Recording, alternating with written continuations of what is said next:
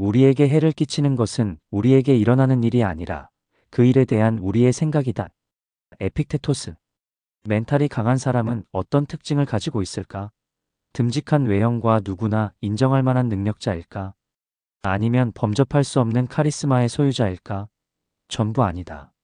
진짜 멘탈이 강한 사람들은 고요하고 평온하다. 그들은 삶에서 일어나는 모든 문제와 소음, 혼란 속에서도 평온을 유지한다. 어떻게 그게 가능한 걸까? 로마의 황제이자 스토아 철학자였던 마르쿠스 아우렐리우스는 이렇게 말했다. 사람은 평온한 마음에 가까워질수록 자신의 힘에도 더 가까워진다.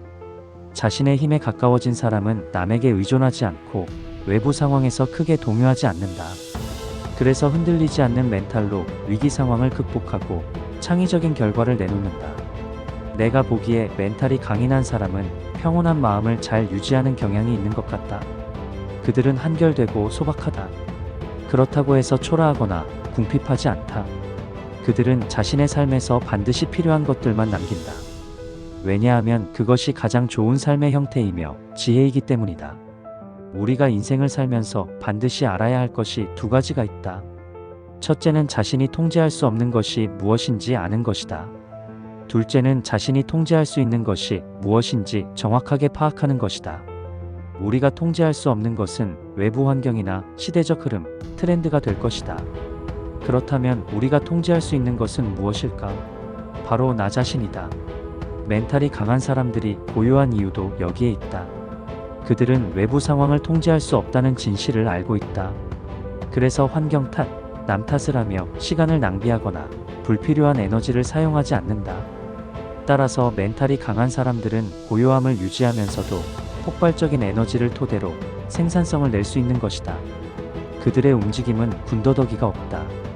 대부분의 사람들이 멘탈이 강하고 고요한 사람들이 삶에서 일어나는 현실적인 문제에서 벗어나 있다고 착각한다. 그러나 그 누구라도 삶에서 일어나는 문제들을 피할 수는 없다. 왜냐하면 인간은 먹고 자야 하는 육신을 지니고 있기 때문이다.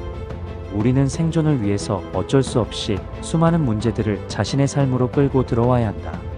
삶에서 일어나는 대부분의 문제는 생계를 위해 필연적으로 발생되는 것들이다.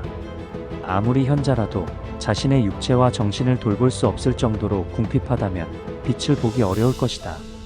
자신의 육체를 아름답게 가꾸고 관리하고 깨끗하게 유지하는 일은 정말로 중요하다. 또한 풍요로운 환경에서 머무는 것은 분명한 선이며 미덕이다. 따라서 내면의 평온을 위해 절이나 산에 들어갈 필요는 없는 것이다.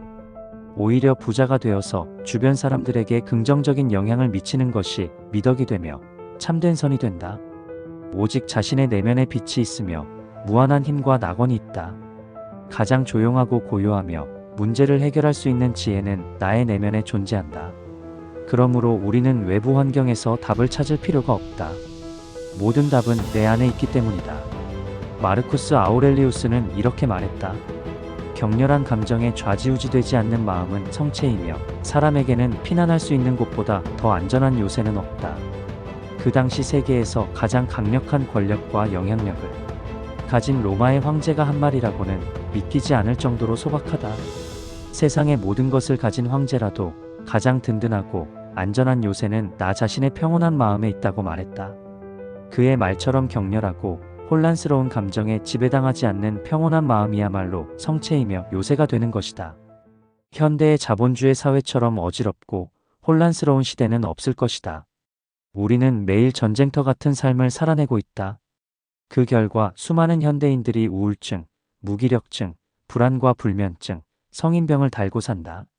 이는 외부의 상황에 자신의 운명을 맡기고 수동적으로 움직인 결과이며 대가이다. 그러므로 우리가 해야 할 일은 명확하다. 강인해지기 위해서는 멘탈을 올곧게 세우고 나 자신의 내면으로 들어가 평온을 되찾으면 된다.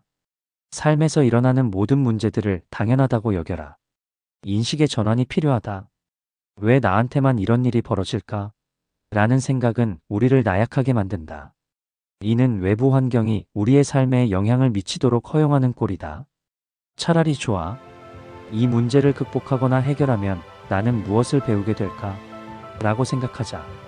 이것이 스트레스 받지 않고 삶에서 일어나는 문제와 장애물을 극복하는 지혜로운 방법이 된다. 노력 없이 그 무엇도 얻을 수 없다. 뿌린 대로 거둔다는 말은 진리에 가깝다. 아무것도 하지 않는 사람은 그야말로 아무것도 얻을 수 없다.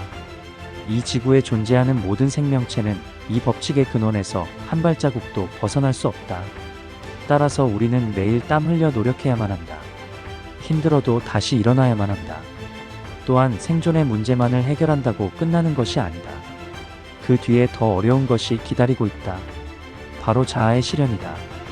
이처럼 몇 단계에 거쳐 인생이라는 시험이 준비되어 있다. 대부분의 사람들은 자신의 앞에 놓인 시련과 고난을 외면하거나 도망치며 시험을 유예한다. 그러나 이 시험은 절대로 사라지지 않는다. 왜냐하면 우리의 영혼이 우리의 삶을 선택했기 때문이다.